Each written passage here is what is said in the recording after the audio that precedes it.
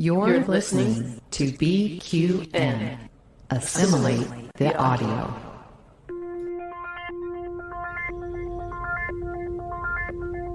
Engage. 78 years have passed since the days of the original USS Enterprise. Now a new Galaxy starship has been designed.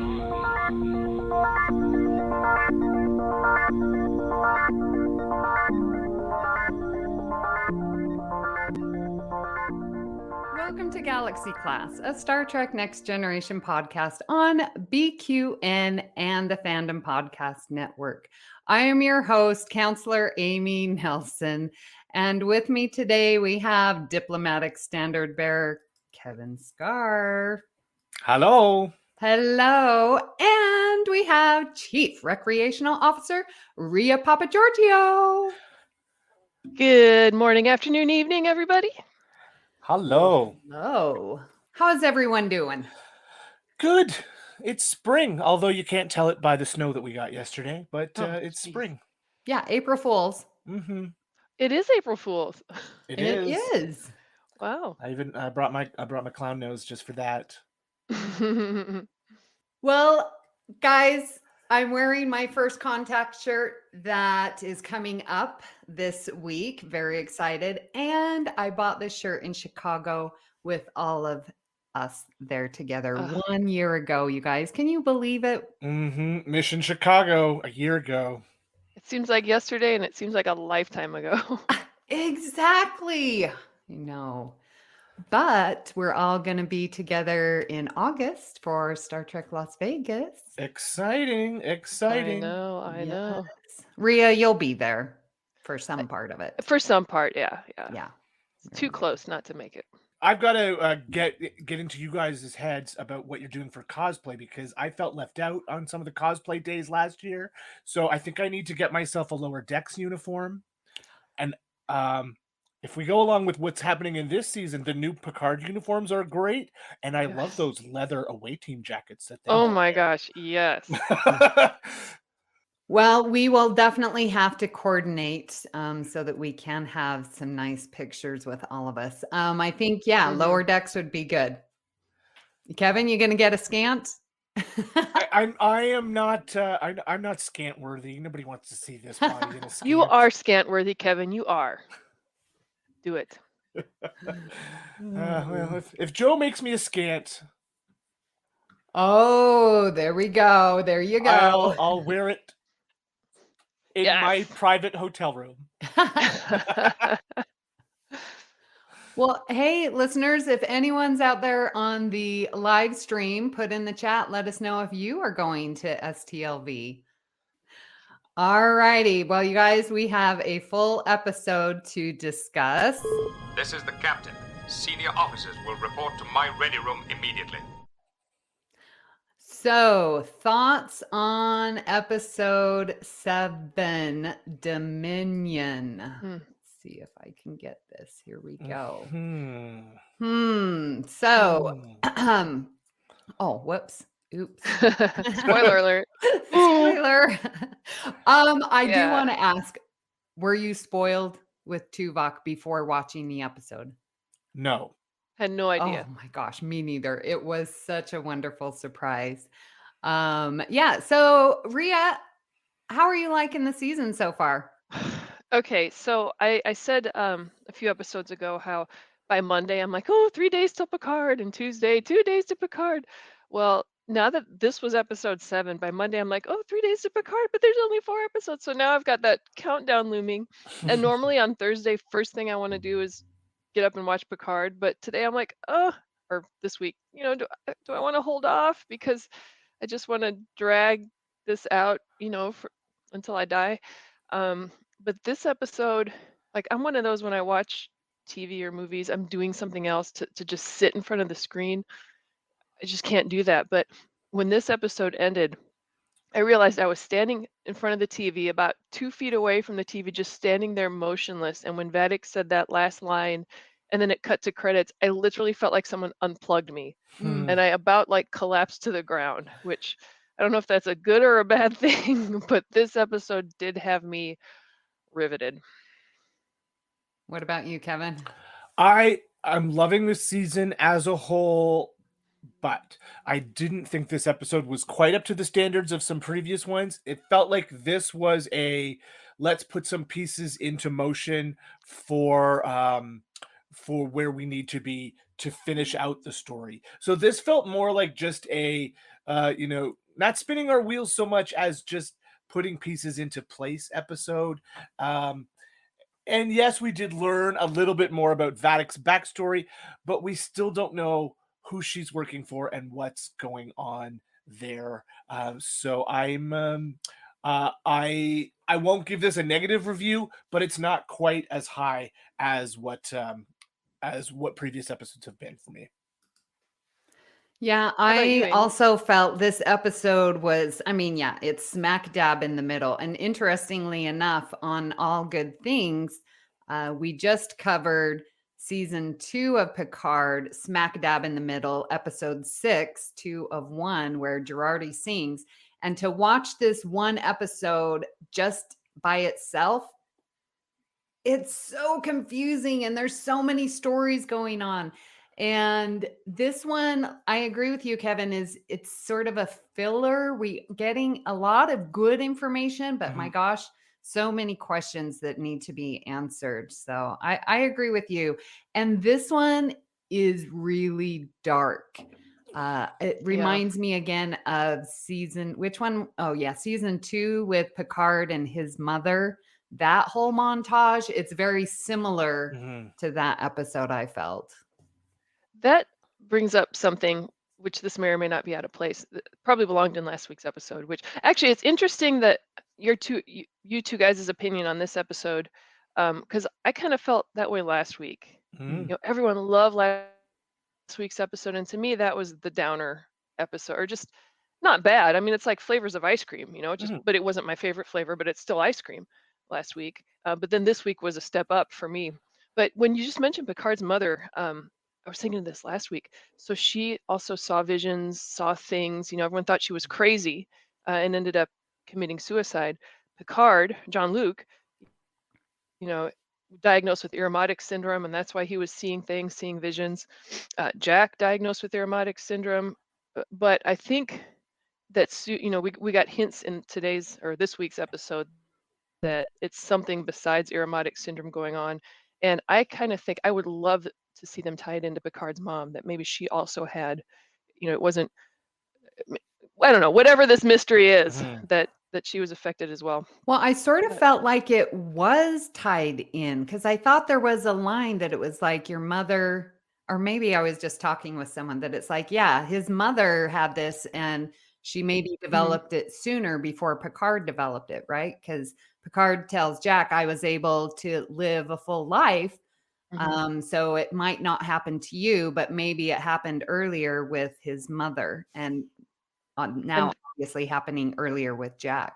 I don't know. And that's when Picard thought that he and Jack had Irumodic syndrome, but I think that we're going to get revealed here that it's something completely different, but we'll get to that.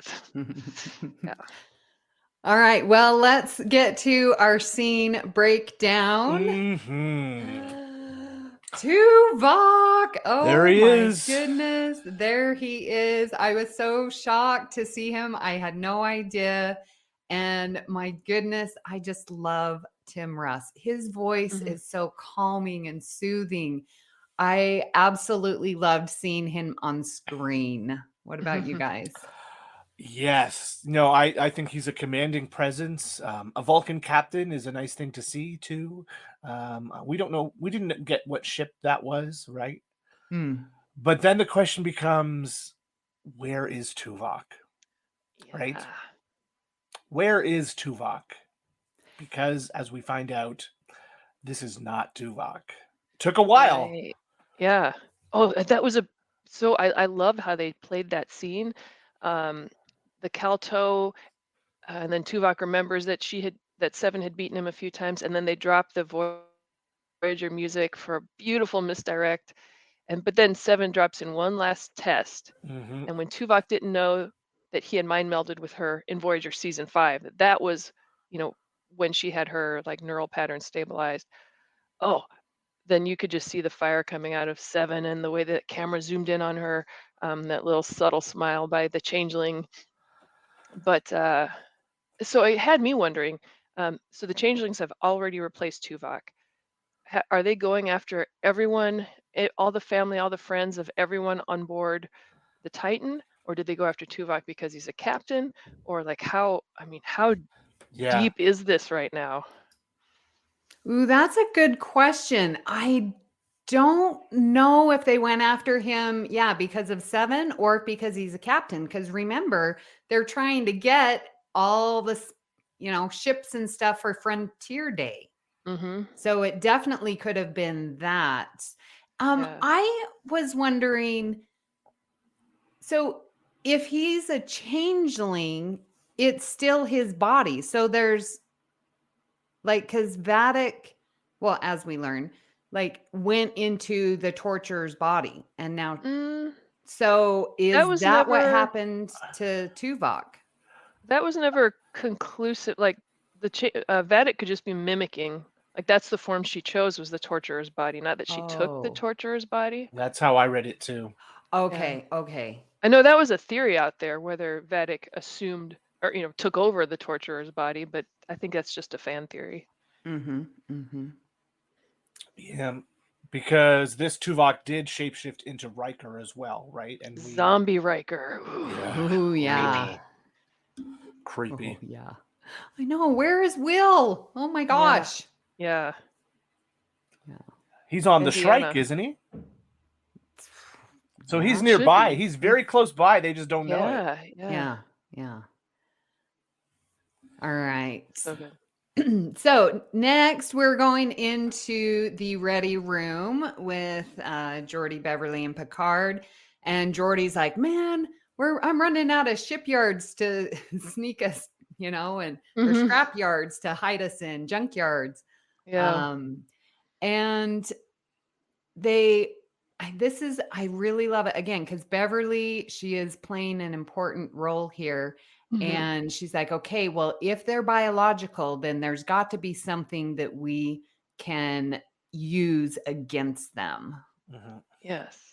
However, will that amount to genocide? Again, just like in the first Dominion War. Right. Mm-hmm. Right. I love that they're digging into the morality that in older iterations of Star Trek had sometimes been glossed over. So yeah, and this is where the pieces fall together. That's like, okay, why did they steal Picard's remains? And why do they need Jack? And so we're putting together that they want to create this perfect clone of Picard, but using Jack's blood to make him pass the test, be realistic. I don't know. Which is a theory that they have. Yeah. But we don't know for sure yet. It still isn't clear to me what the actual plan is. Like we can work on this plan all we want, on this idea that that disrupting Frontier Day is the plan, and by using a clone of Picard, but they don't have a lot of time to clone Picard if they've just taken his body. Well, I guess they took the body a week or so ago, right? Yeah. It still doesn't seem to be a lot of time. Yeah, and I'm thinking this might be, maybe it's a piece to it, but it might be another misdirect because, this retired admiral is going to speak at Frontier Day, along with all these other captains. Riker was supposed to speak too. So I think it's just, I think there's definitely more to it. I think it has more to do with whatever this anomaly is in Picard and Jack's. Yeah, and there are things that Vadic says later in the episode that lead me to believe that there's something else going on here, that Jack might not be who we think Jack is. I don't know. I don't know. It's kind of like, I found, you both said, that this episode kind of brought up a lot more questions, and I found it just to be delicious. That's where I was hanging on, the edge of my seat while I was standing. But so many more questions are raised here, and it's enticing. This scene with Lore and Data going back and forth had me really just chuckling and smiling. where Lore is constantly like Yeah. insulting Picard. You're so old, and why would I help you? It just made me laugh. And how he's going back and forth. And I wanted to ask you, I felt like when I was watching it, like when he was talking as Lore, and then he switched to Data, it's like somehow his face changed. And Yeah. I don't know if it was just like a different camera angle, like at that exact moment, that editing, the directing, I don't know what it was, but I felt like I was visually seeing a different Brent Yes. Spiner. Yes.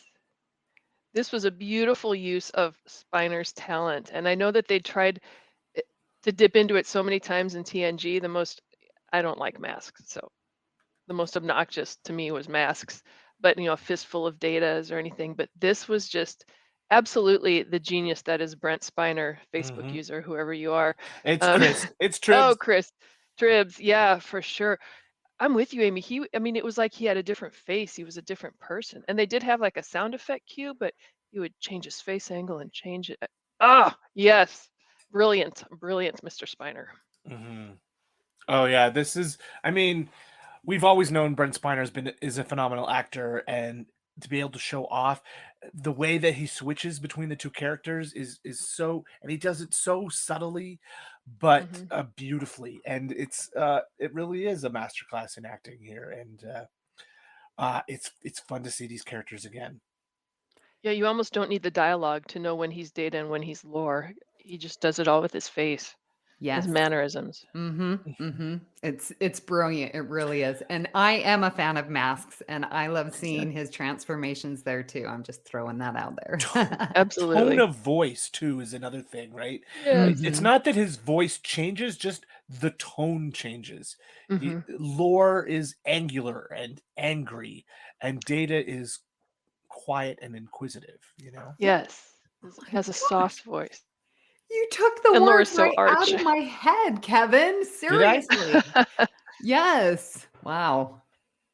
Well, as we recall, Kevin does a phenomenal Data impression, so Wow. Kevin would know. Yes. I'm not doing it right now. I'm not prepared for a Data impression. No. We're going to need you to recreate this scene, Kevin, right now. Oh, okay. Yeah.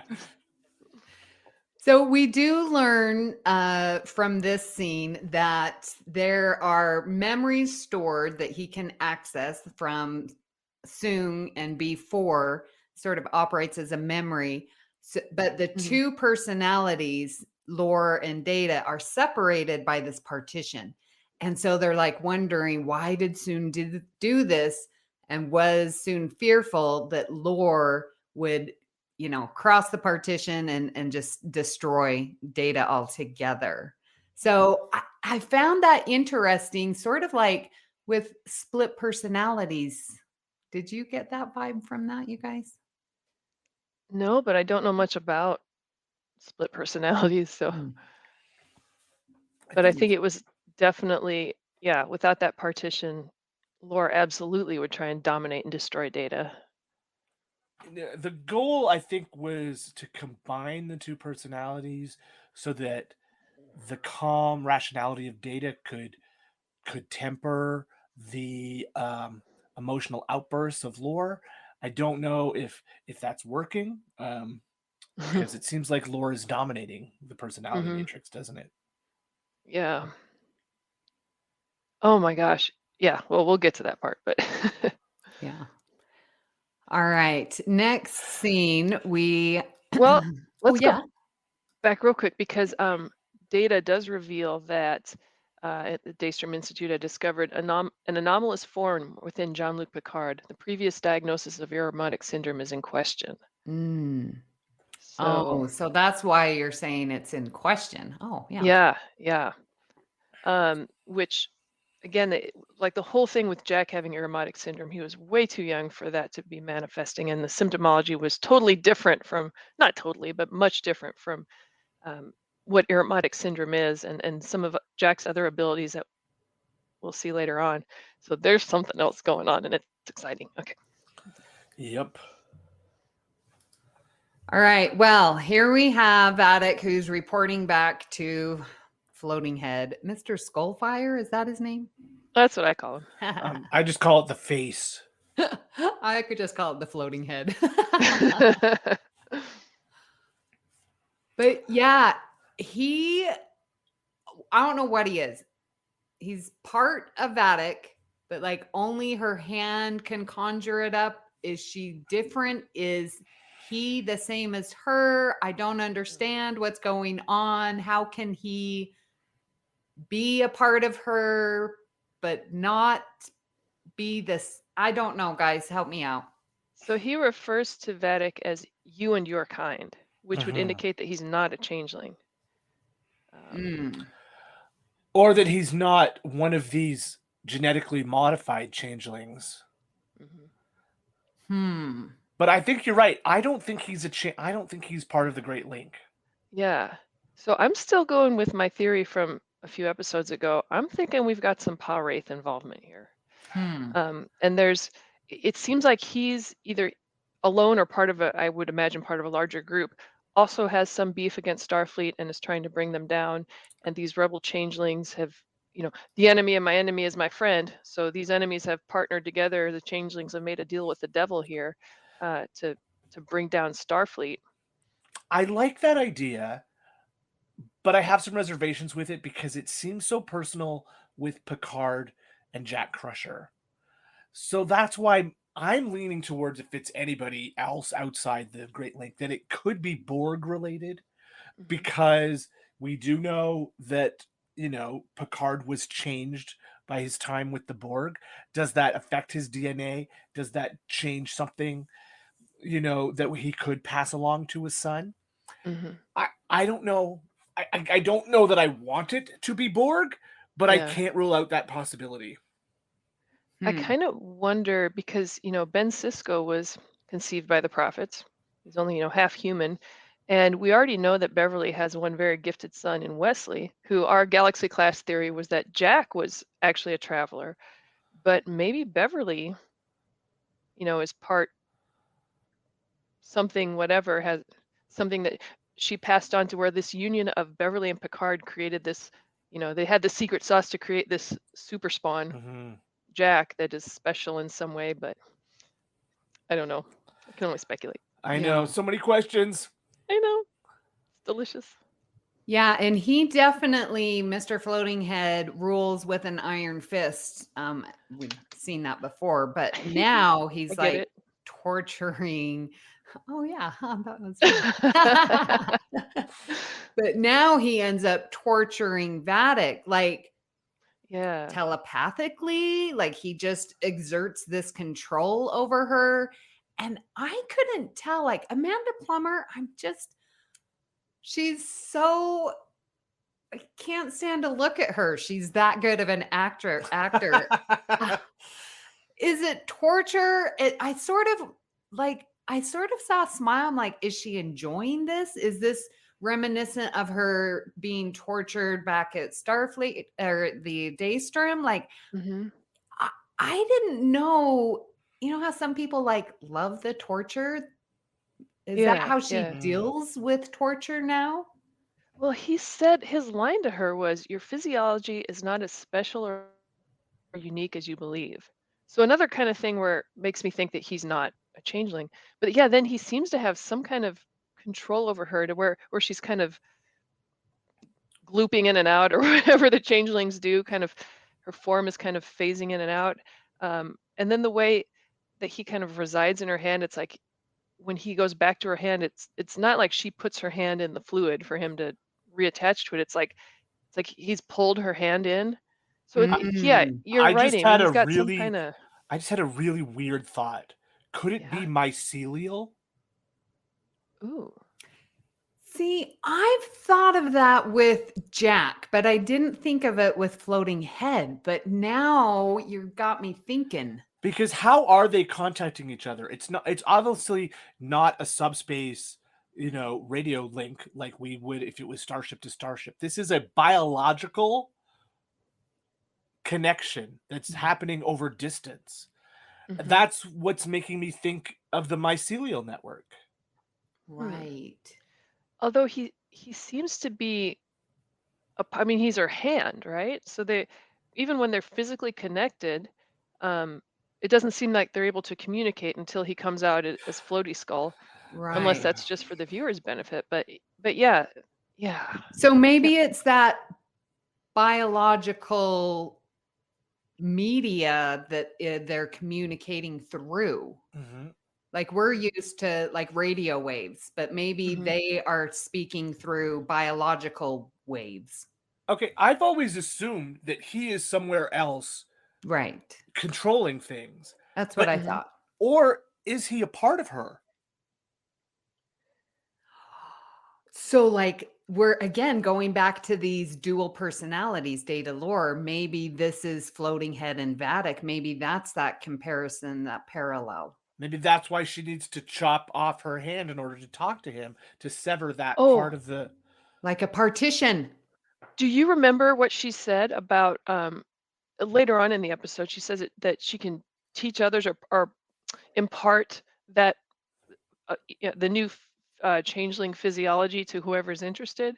So it just occurred to me, maybe whatever he is, whatever species he is, he's imparted to her that kind of changeling physiology. So he's whatever he is, and he becomes her hand, and they're physically joined, but because he's not a changeling, they're not whatever. The only way they can communicate is when she cuts him off, and he, you know, verbally communicates to her. But yeah, I don't know. It's pretty cool. Facebook user says duality. Could this be the season's theme? Is that you again, Tribs? It's Tribs, yep. Tribs, you need to link your StreamYard so I don't have to call you Facebook user. Yeah, duality, I think it definitely this episode's theme for Yeah. sure. Mm-hmm. Ooh, yeah, for sure, for sure. Good observation, Tribs. You're not as dumb as you look. Oh, Ooh, shots fired. I just thought he's not as dumb. That was a compliment. Anyway. All right. Well, last week we saw some pretty cute flirting, and it continues in this episode with Jack and Sydney in the turbo lift. This was totally giving me what women want vibe. Because Yeah, I Jack got that is too. hearing Sydney's, oh, he's sort of cute, and oh, he needs to be more subtle and touch my hand. And then he touches her hand. Why'd you do that? Oh my gosh, I just loved it. I thought this whole scene was really cute. I do like the two of them Yeah. together, Mm-hmm. but I'm afraid of what Jack's becoming. Mm. Yeah. And Sydney's smart. She's a smart cook, and this is where she's starting to pick up that something's up. Her suspicions are aroused when she says, "Why did you do that?" Mm-hmm. But of course, we have another example of the timely turbo lift arrival trope here. So that was funny. But Yeah, and leave it to Jack to, find a bigger cabin because, Yeah. the crew's gone. And so why not? Why would you be confined in your little quarters? That was very, very Jack. Yes. And he's already inviting Sydney to it. And I agree with her. I'm like, yeah, baby steps here. Mm-hmm. Yeah, that was a cute scene. So, Ria, I was with your paw wraith, and when Sydney leaves and like Jack's red eyes and then all the Stranger Things upside down world comes into play. Yeah. Do you think there's paw wraith connection with Jack as well? Because I feel that. That was kind of what at first made me think paw wraiths was the first time we saw Jack's red eyes. Mm-hmm. So that would make sense then if Mr. Skullfire was also paw wraith related. Yeah. Still don't Yeah. know. I just can't figure or picture how the paw wraiths fit into this plot and why they would be upset with our people. Mm-hmm. If this was a DS9 reunion show and our lead characters were Kira and Odo and Bashir, maybe, but it's not. So I don't know. Picard's never encountered a paw wraith. Mm-hmm. Yeah. And I I don't still know. don't. Yeah, and I don't think it's even about Picard and Jack as Picard and Jack, but I think it's about Picard and Jack for whatever anomalous form that they have within themselves. So, Yeah. yeah. And it's been so light on DS9 references. Like, I'm just based off what I've seen from Terry Matalas so far, I can't imagine he would ignore DS9 in this series, in this season. So I wouldn't be surprised. But anyway, that's just my theory. Well, next, we continue with Jack, and he asked to speak to Picard. And what a vulnerable place for Jack to be in. And I just feel like he's definitely got to be going through a lot of stuff because he's so hesitant to bring up his issues of seeing things. He already, told Beverly last episode, sort of we're getting these symptoms, but he does not feel worthy. And especially, seeing Will's torch or no, well, Yeah. we saw Will. Yeah.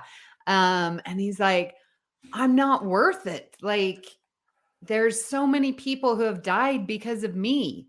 I just found this very endearing and again, great. Did anyone else get chills when he's saying, well, first of all, he refers to Picard as Admiral, doesn't call him Dad or anything. We're not there yet. But No. when he says, do you know what it's like to know that people have died, will die, are dying for me? I'm not worth it. Of all people, he says that to is Locutus of Borg. I mean, if there's one person who would know what that feels like, yes, it is Jean-Luc Picard. I just got chills when he said that. Yeah. And go ahead. Oh yeah, and he knows something is wrong deep down inside of him, is I think what he said. So like this is new. This isn't the nightmares he had as a kid or something, like hearing people's voices and this is, and like the confusion he had a couple episodes ago when he killed those 4 changelings, and Beverly asked him, how did you know they were changelings? He said, I didn't. So he knows something is way off. Yeah. And when you said that he was sort of taken control and killed those 4 changelings. So, and then in this episode, he gives control to Sydney, sort of like what he was doing. So was someone controlling him? Yeah, the way that Mr. Skullfire was controlling Vadic. I kind of wonder. I know. So good. So good. Yeah. And then they hatch a plan, but we don't know what it is. But we know there's something between those two. I love that line that when Jack says, I love a good fight when it's fair or when I'm the one who's cheating. Yes. That's funny. Yeah. Yeah. No, I love that we're kept in the dark. We don't need to know everything because we have been steps ahead at points in the plot. Like we've known what's going on with Vadic or other things beforehand. So it's nice now to be playing catch up with the characters. Yeah. And then I know we'll get into the next scene here. So Picard hatches his plan. We don't know what it is. We don't have any scenes about them debating the risks or anything, because I picture Shaw being perhaps a little hesitant because this is a big risk that they're taking. But All right.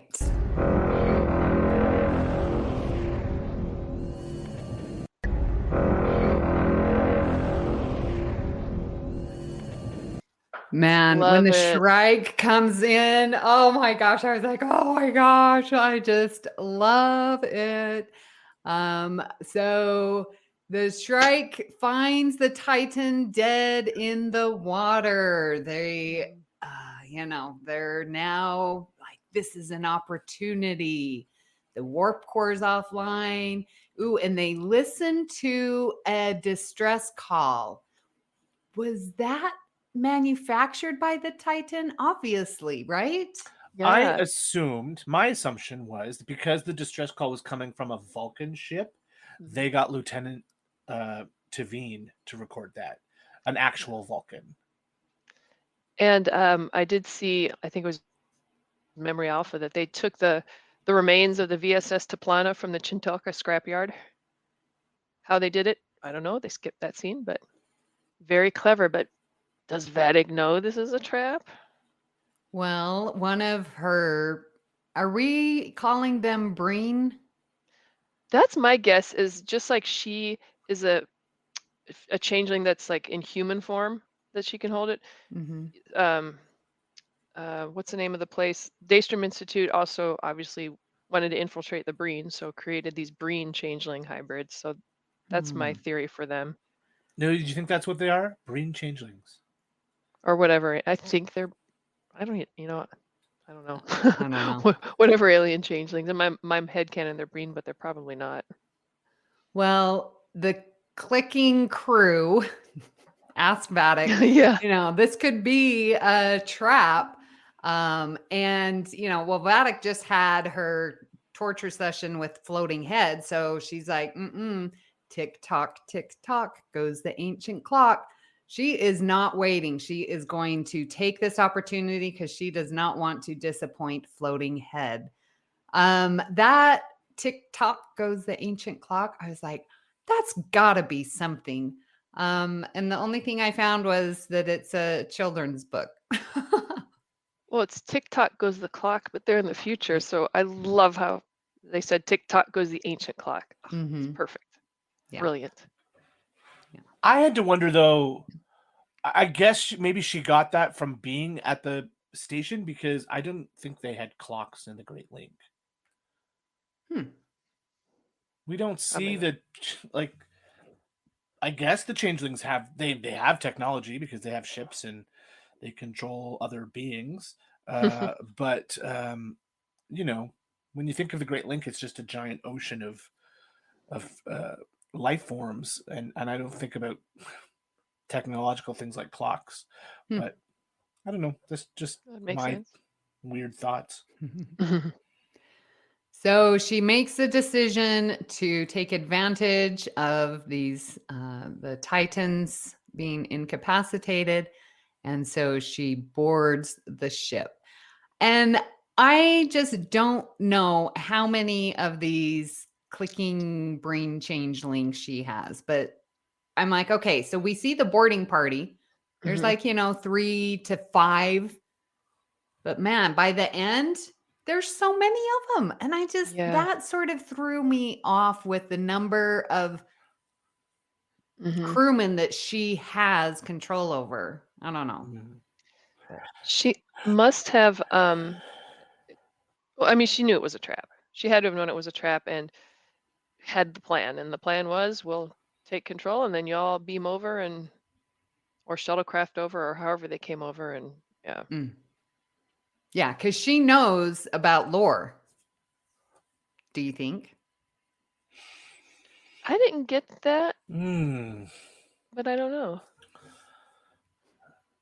The masks that her henchmen wear. Do you know about plague doctors? Like that's what they remind me of. Plague doctor masks from the time of the Black Death, where they would wear these beaked masks to hide their faces as they took care of the dead. And that's sort of the vibe that I get from them. Yeah. And actually, have we seen that the clicking beings, are they actually changelings? Have we seen any of them actually changeable? Or maybe they're just clicky beings that work for Vatic? The closest connection I can make is that when they get shot at and they die, it's the same type of death as when Jack killed the 4 changelings, or at the beginning of the season when Crusher killed one of those guys. So I don't know. And maybe that's just a tribute of the phaser, but I don't know. Yeah. So I love where Jack meets Vatic. Yes. Hello. And I thought you'd be taller. I thought you'd be taller, right? Yeah. And again, so this is the plan that him and Picard, hatched up. And it's like, all right, so we're gonna run through the corridors, get him chasing us, and the goal is to capture Vadic. And this was just a really fun romp, I guess. Action adventure. Mm-hmm. Yeah. Little action there.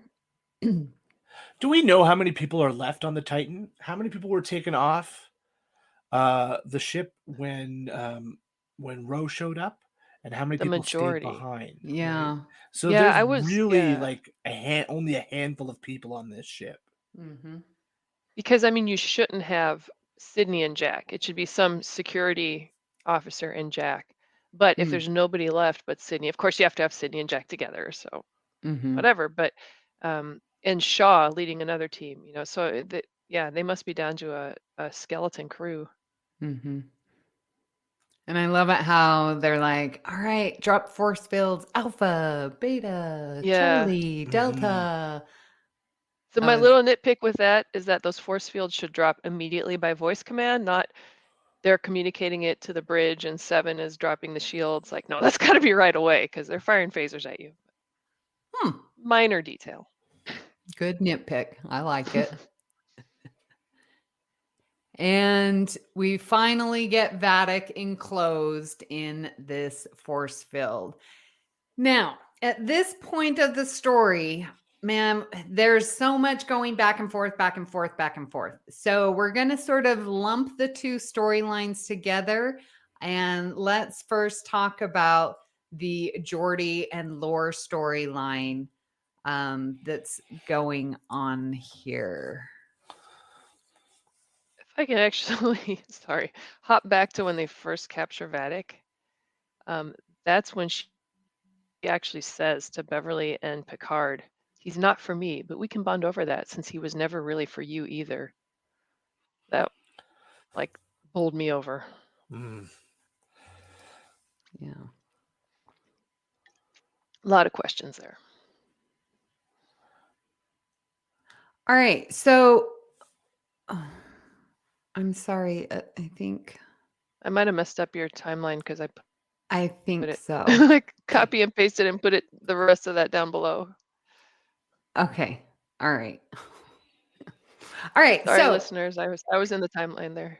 the timeline. In the outline. We don't have time. All right. So Geordi, all of a sudden, like the force fields are being dropped. They're capturing everyone. We're doing good. And then Geordi loses, like he can't transport Sydney and Jack out. Yeah. So Sydney and Jack are caught because all the force fields that are blocking the, Vadic's people. So they are literally trapped. And Geordi realizes that it is Lore. Okay. Hold on. Okay. Yeah. Okay. All right. So we're going to just sort of finish the Geordi Lore story here, and then we'll go back because it's just bouncing back and forth. So Geordi can't operate the ship because Lore has now gained access, and the doors close, and Alondra's like, Dad, and here comes Lore, and oh man, that scene where Geordi is just imploring Data, please listen to me. I don't get a second chance to say my goodbyes. I didn't get to say goodbye to you in Nemesis. I didn't get to say goodbye to you in Picard season 1. And his soliloquy to Data/Lore was so impactful. And it's like, you make me a better man, a better husband, a better friend. Oh my gosh, I was just in tears. You could feel LeVar Burton saying those words, meaning every word, and just having all the flood of memories coming back of Geordi and Data's friendship was so amazing. Mm-hmm. Yeah, I'm so glad that they brought their friendship into it, because I felt like it was kind of ignored throughout the movies, but those two were such good friends during the run of the season. Mm-hmm. Although, again, another little nitpick here. You know how like if you watch TOS, the legend of Captain Kirk is that he was this womanizer or whatever. But if you actually watch TOS, he really wasn't.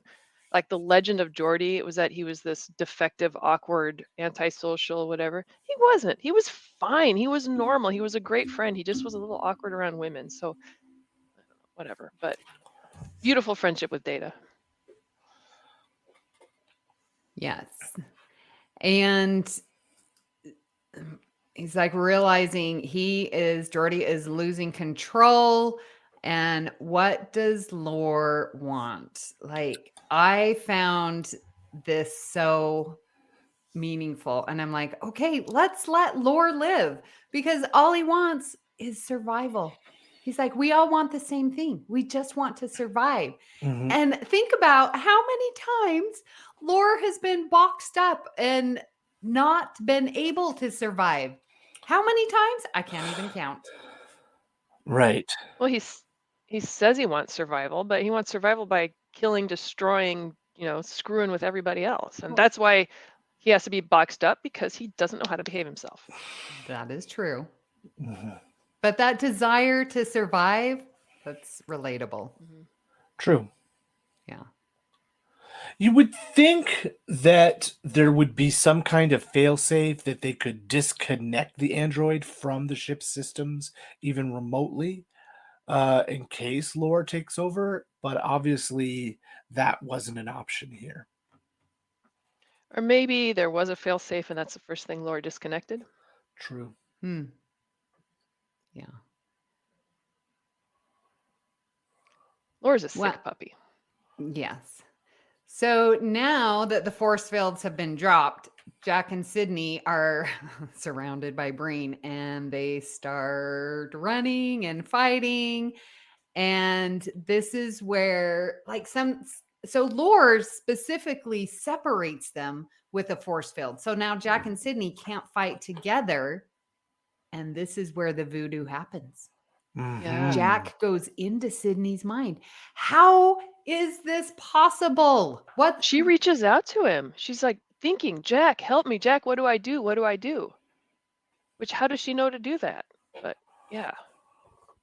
Well, but I mean, those would be natural thoughts going through your mind. It's the fact that he hears them. And then controls her like a robot, like a puppet, a marionette, which was really cool, by the way. But it was a very cool scene. I must have taken several stunt people lots of time to learn that choreography. Mm-hmm. Yeah, and that he was doing the motions so that she could do them. Do you think that he didn't need to do the motions? I mean, obviously it looks better if he is, but do you think that he could have just told her what to do? I think he was controlling her by his motions. Yeah. Okay. Kind of like Worf and Quark in that one DS9 episode. Right. Yeah. Oh, I don't know this episode you were talking of. Worf controls Quark? Yes, in one episode they were when wired up Quark has to together. court a Klingon woman. Yes. Oh, Grilka. yeah. I forget if it was House of Quark or Looking for Parmach in all the wrong places, but one of those episodes. Yeah. I think it's the house one. So yeah.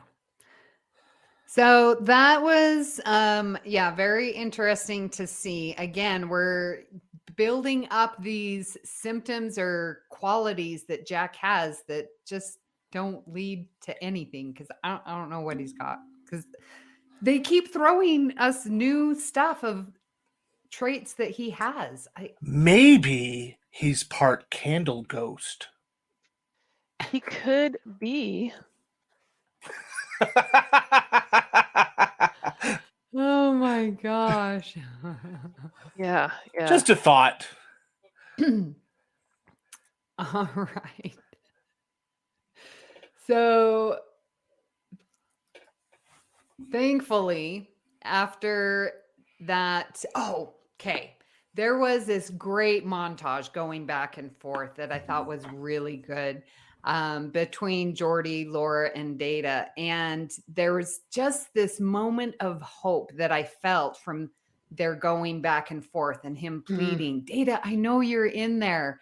And then Data finally opens the door and says, I am here, Geordi. I will try. Oh, Yeah. I loved it. Yeah. That's, I guess, Spiner is just, this is a role he was made to play, a schizophrenic android. Okay. Yeah, it's lovely. Mhm. So meanwhile, back to oh my gosh, you guys. That whistling was Chilling. I know. Yeah, it really was. Chilling. And all through the episode. Because, we're used to Pop Goes the Weasel with a little bit lighter, but this whistle, eerie, creepy, haunting. Oh, and all through the episode. And so Beverly is visiting Vadok and it's like, well, you are in this hermetically sealed containment field. And I'm like, okay, Johnny Carson. That's all I remember. You remember that little skit with that guy? The great, the great Karnak. Yes. yes. The answers are in these hermetically sealed envelopes, and he holds it up to his Yep. head.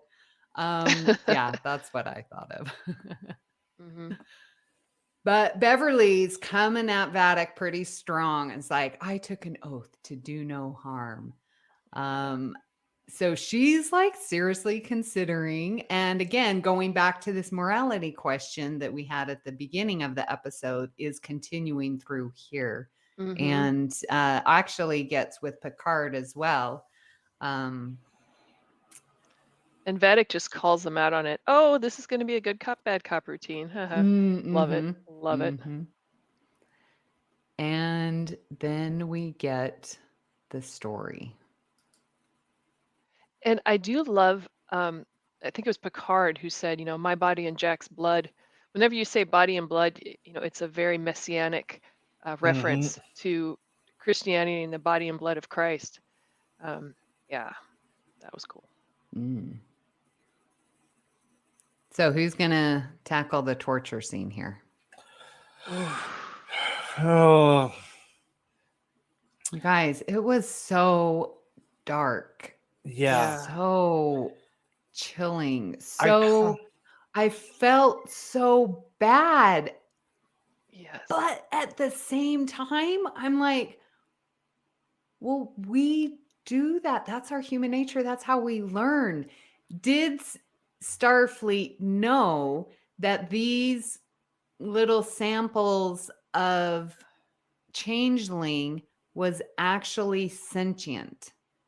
So And the reason I ask, No. because have we ever seen, say, like Odo snip off a part so that Bashir or someone can analyze it? Like with the Orville, Yaphet, that green slimy dude, he can, cut off and then it's like separate. It loses its sentient, but yet he can rejoin it. So did Starfleet know when they were doing that it really was a sentient being? I don't think, well, so even in what Odo's backstory, when he was first kind of discovered and was being examined in the Bajoran lab by Dr. Mora, Mora didn't know he was sentient until, he began to demonstrate evidence of sentience. But when Odo would give a sample to Bashir, he'd give a sample.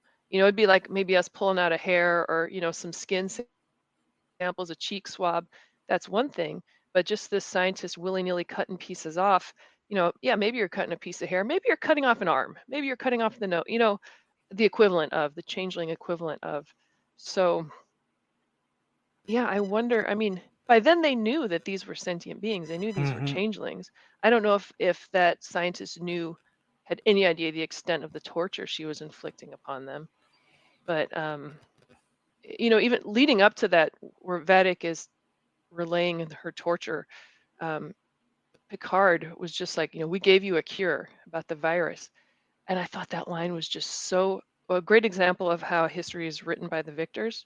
We gave you a cure. We also gave you the disease in the first place. Yeah. A chicken egg scenario, like Shaw had mentioned a couple episodes ago. And then it was interesting how the changeling version of history is, well, Starfleet wouldn't give us a cure. We had to steal the cure. one of our own had to steal it. Well, no, Odo didn't steal it. He was given it to take to the, to cure the changelings. But yeah. Okay, good. I'm glad you said that because I was unsure, like if Odo stole it. Now Bashir developed it, and Odo, I think they negotiated with it, and Cisco negotiated with it that, hey, we'll give you this cure if you end the war. Or maybe Odo did the negotiations. I don't know. I'd have to rewatch it. But real interesting how different sides see different, have different versions of history. Mm-hmm. And then, another chicken egg thing. Well, Starfleet gave Vadic and her kind the ability to, so perfectly mimic human form in the first place. And now we have this problem. But anyway, back to the torture scene. The way the score throughout this entire season has been absolutely phenomenal. And as she's relaying her torture, the sound effects, the screams, the pitches and whistling, the changeling screaming, just the clinking and clanking of tools, the innocent whistling of three blind mice by the torturer. Oh my gosh, I have goosebumps thinking about it. Mm-hmm. I don't like that there is this dark underground beneath our utopian Federation society. Mm-hmm. I get why it's there for story reasons, but it does sort of go against the philosophy of Star Trek to have humans torturing sentient beings and altering them like this, especially under some level of Starfleet, which has always stood for something more. So I don't really appreciate this, but it is something that was set up 30 years ago on Deep Space Nine. So while I don't like it, I will live with it, and I get where the story's coming from, and it lets us relate to Vadic too. Like, Vadic's got a reason why she's doing this. She's not just evil for the sake of being evil. She was hurt. She was made so uncomfortable and so pained that she had to do something to get back at those who wronged her. And as much as I don't like where this came from, I understand how it makes a good story. Yeah. And the whole notion of, it violates the Prime Directive in a number of ways, but they were altering these sentient beings to create weapons, to create perfect spies. Just the whole project was it's just sick. Ooh, yeah. Yeah. Terrible.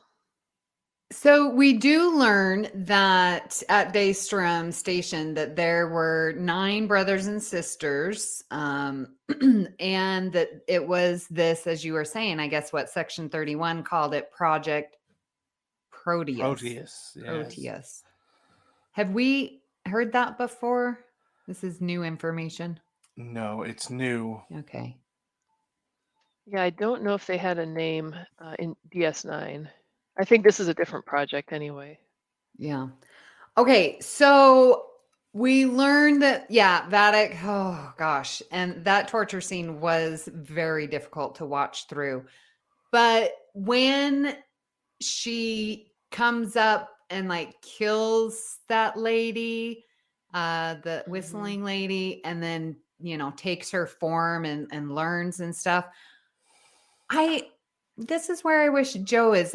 How can a changeling have a test tube of sentience, so there's that volume, and then come into full volume and recreate? Can they just reproduce their changeling mass and volume that drastically to go from a test tube to a full body? That's a good question. It's always been a question too, because sometimes Odo turned into a rat that were much bigger than himself or much smaller than himself. You would think that Odo probably weighs about 180 pounds. And if he turns into a rat, is it a rat that weighs 180 pounds? Or if he turns into an elephant, is it an elephant that only weighs 180 pounds? Okay. Right. sometimes you just don't ask questions about these things. Okay, got it. But there is a question, like if a changeling is in his liquid form, and you take half of that liquid out of the bucket, do you now have two changelings, or are the two halves still linked? I don't know. Or one changeling screaming in pain. Mm-hmm. Oof. Mm. Yeah. We solids could never understand. Mm-hmm.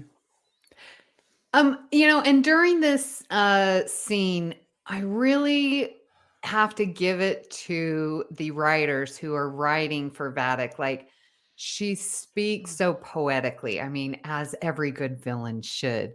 But they're like screams of all tempos, pitches, and Yes. whistling. Like, we're getting this melodic theme that she's going, which just reinforces the three blind mice. And you're like, tempo, the pitches, oh my gosh, that whole symphony of torture, I sort of Yes. lumped that, was, yeah, haunting, chilling, brilliant. Oh my gosh, yes. Yeah. And the symphony in the ready room, the preview of next week's episode, another symphony that she was dancing along to, which I guess we'll see next week. But yeah, they keep that symphony theme going, and just chilling. And this is where we learn that they have mastered the human form and can now, because of Project Proteus, can enlist people who want to join their cause and like infect them with this biological anomaly. Is that how it goes down? I think so. That's what I got, that they're able to kind of spread the wealth. Although the changeling that Raffi and Worf encountered in one of the first couple episodes didn't have that new physiology. He was struggling to maintain his form.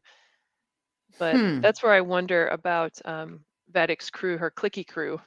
You know, if they're actually Breen or whatever species that have been enlisted to the cause. Okay, so that brings up a good point. So if Raffi and Worf, when they encountered that changeling who couldn't hold its form, and we now see Vadic who very well can hold her form, is there certain levels of this? What are we calling it? This Vadic anomaly? Subspecies? Yeah, depending on the amount of this new changeling form that you've been given gives you more power. I don't know. Oh, yeah. I don't know. Yeah. Sometimes you just don't need to think too closely about things. Let the story wash over you. True. Yes. True. Yeah. She did. There was another line that she said about how Section 31 created these perfect, undetectable spies to spread chaos, and she used the word chaos, which is how Geordi described Lore. He just loves to spread chaos. I thought that was another nice parallel. Yeah. So we get her story, and then Picard and Beverly are like, oh my goodness, what do we have here? And they're talking about losing their moral compass. Like, are we prepared to kill her? Right before that, Vadic says, how remarkable is it that an enlightened species can ignore each other's pain? And then she says to Beverly, would you have withheld Jack, if you knew what the pain and the loss that Picard was feeling? Like, how did she know about that? And could she feel Picard's pain? I don't know. Well, remember, she's been hunting for Jack. That's why Beverly kept running. So she knows that Jack doesn't know Picard. And how does she know Picard's pain, his loss? Like, I thought that was assumption. Yeah. Well, that line too about how remarkable is it that enlightened species can ignore each other's pain. Like, I thought that was just, again, yet more brilliant writing in this episode. Mm-hmm. I think we'll learn more next week. Mm-hmm. Mhm. I'm just gonna hold on that we're gonna learn more Yeah. next week. I'm pretty sure in the next 3 weeks we'll learn more. Mhm. Probably. Right. Okay. So all the force fields are down. The Vadic's henchmen are boarding. They're taking over control. They get to Shaw, and he just gets thrown against the wall. Oh my gosh. And they're coming up in the turbo lift, and the door opens, and Shaw just falls face down. Oh my gosh. Thank God he was not dead. I would have been so pissed. There's a bunch of us that would sue Paramount for killing Shaw. Yeah, yeah, I saw that meme. Yeah. And He's again, become I'm pretty so sorry, popular. Amy. I'm like slow here, but I want to go back another scene.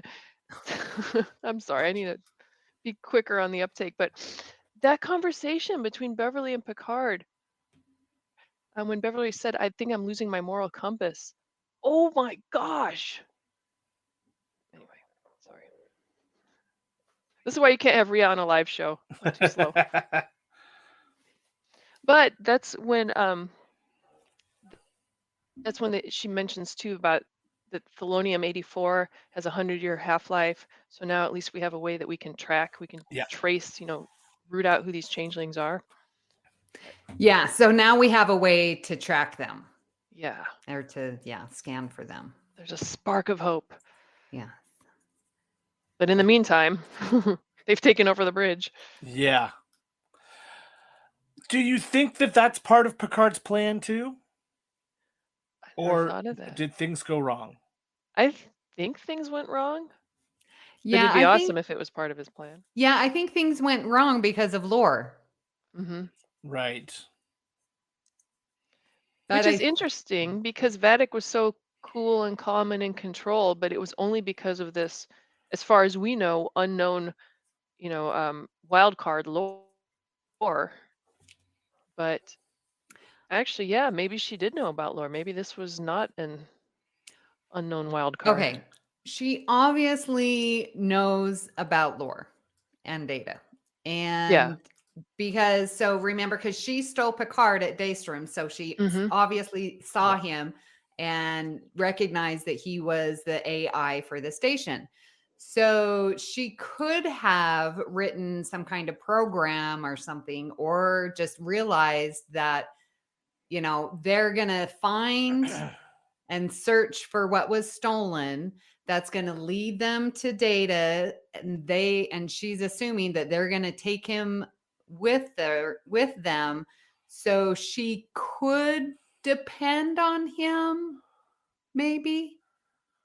And then that was the plan, that it's like, okay, we can be on board because they know they've got lore, and he's going to cause chaos, and then that's when we can take advantage. What do you think about that? Yeah, it didn't occur to me until now. So So we know Vadic was tortured at Daystrom Station. Mm-hmm. When was Lore taken to Daystrom Station, or was Lore only there because of Sung? Like, we don't know when Lore's programming took him to Daystrom, or when Vadic escaped Daystrom. Mm-hmm. Yeah. Oh, Interesting. and we don't know when the data golem was set up to be the only security detail. Mm-hmm. And and was it the changeling resistance force that set up the golem to be the only security detail? Because had they already infiltrated, because it was always kind of odd that there was just this one very unstable AI guarding the station. Yeah. Oh my gosh, so many questions. Yeah.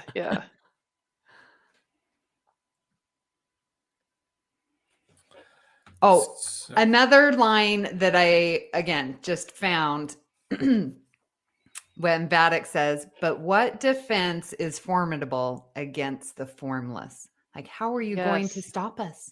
We are the formless.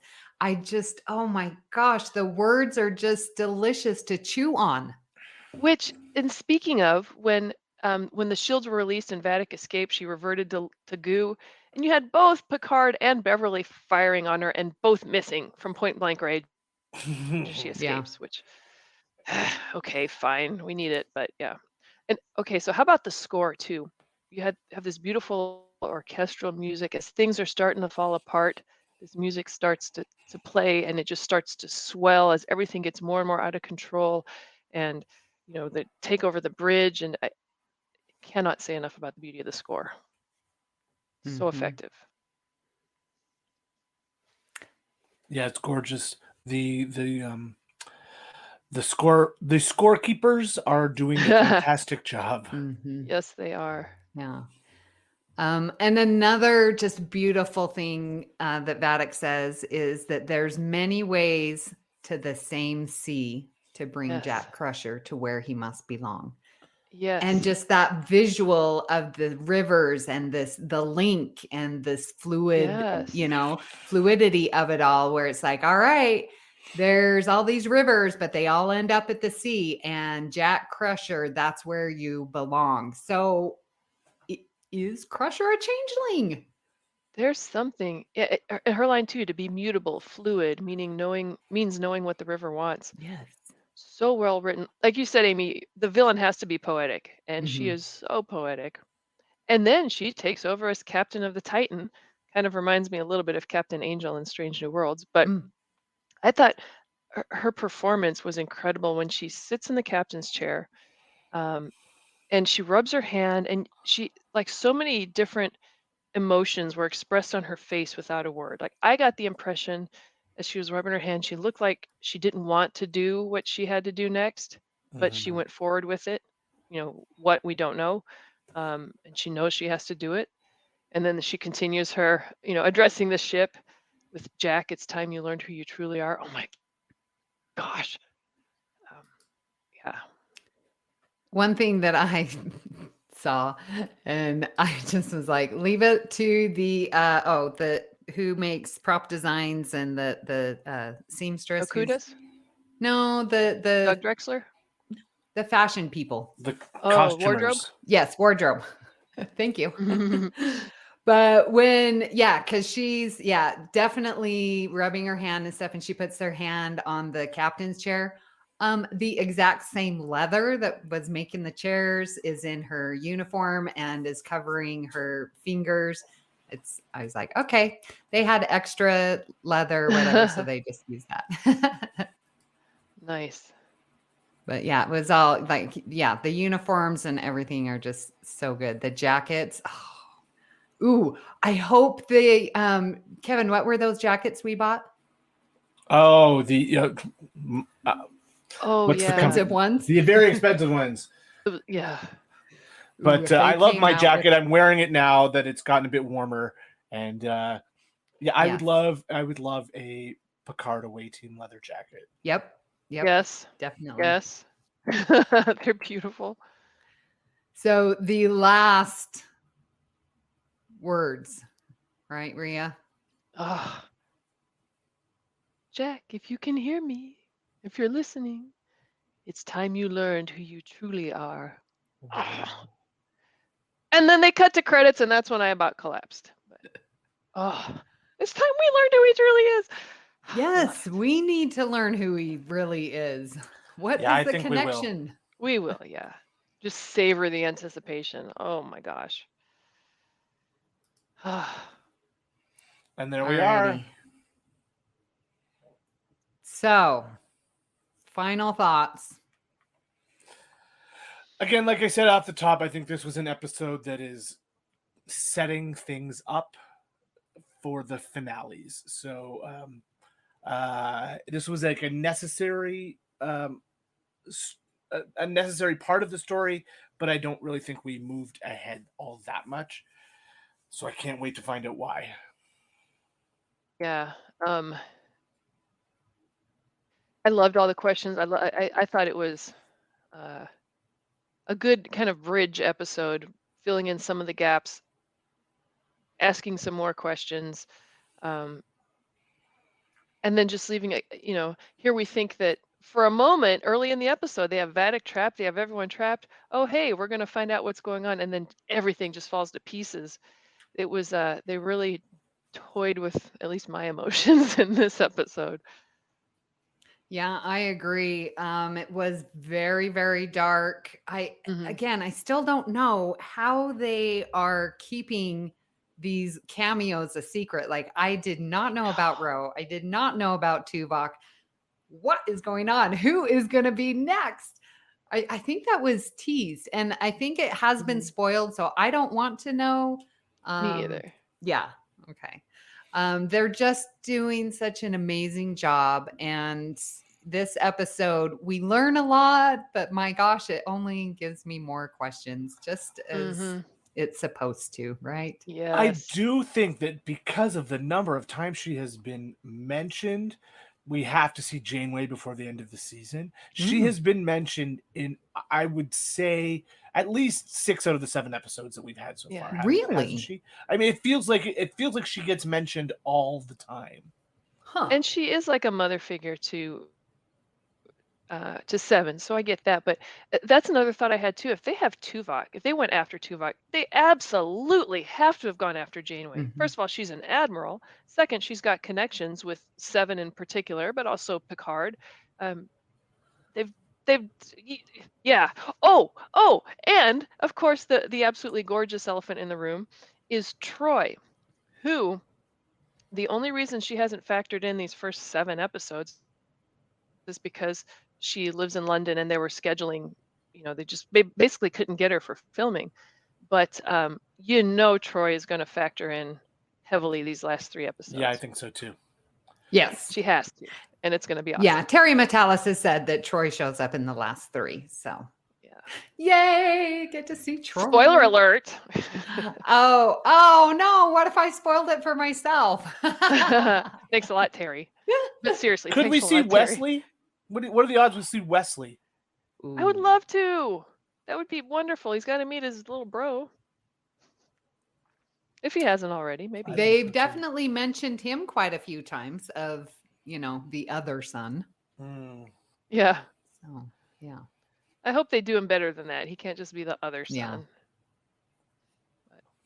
Yeah. Incoming transmission. We would love to hear what you thought of today's episode and hope you'll join our Facebook group, the BQN Collective, which is where you can watch our live streams and you can continue our discussion there. You can also tweet your thoughts at Galaxy Class Pod, or you can follow the entire network on Twitter and Instagram at BQN Podcasts.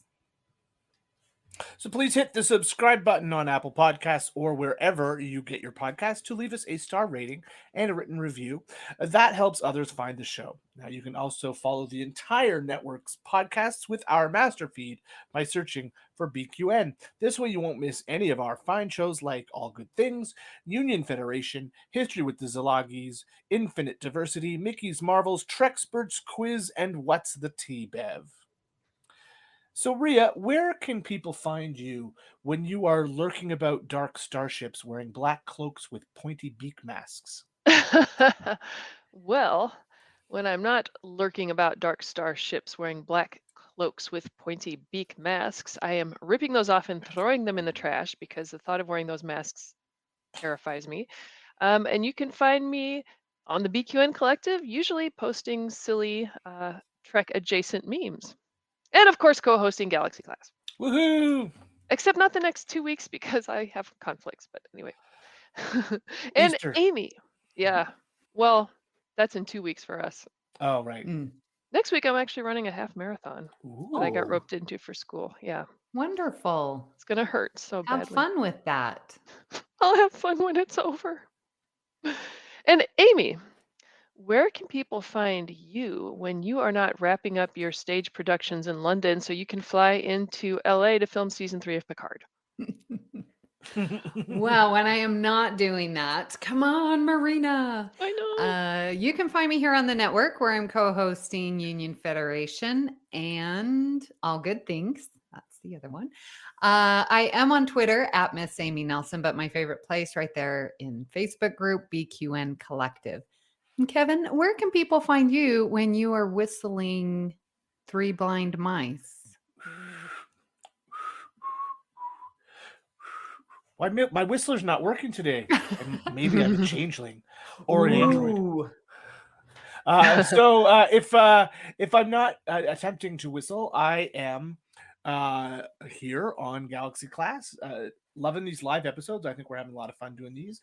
You can also find me on True North Nerds, the geek and nerdery show I do with some local friends, where tomorrow we will be recording our thoughts on the film we went to see yesterday, Dungeons and Dragons. It was so much fun. I will just give you that much. I loved it. It was a riot. If you want to see Chris Pine being silly, go see Dungeons and Dragons. Yeah, that's where you can find me. Okay. Priority 1 message from Starfleet coming in on secured channel. If you'd like to help us keep all our shows coming to you each week, you can become a patron of the network on Patreon. We're putting out more exclusive content for our patrons that you won't want to miss, like It's Green or Amy's Math Moments. With a monthly Patreon subscription of $5 or more, you can join our meetings of the Hive Mind on the second Saturday of each month. Watch your Patreon messages for details. For more details, go to patreon.com/BQN. A huge shout out to our very own associate producers, Jim McMahon and Davey Willett. Air video hugs. We are so grateful for your support. At this time, we would like to thank our executive producers who make all this possible, and a special thanks to Mark White for our artwork and Joe Keegan for this lovely show music. Thank you for beaming aboard the Galaxy Class, and until next time. Tick tock goes the ancient clock. Stay classy, Galaxy. I apologize for the outburst, Captain. I am not in complete control of this body, nor am I in complete control of my utter revulsion at your ancient face. Great joy and gratitude.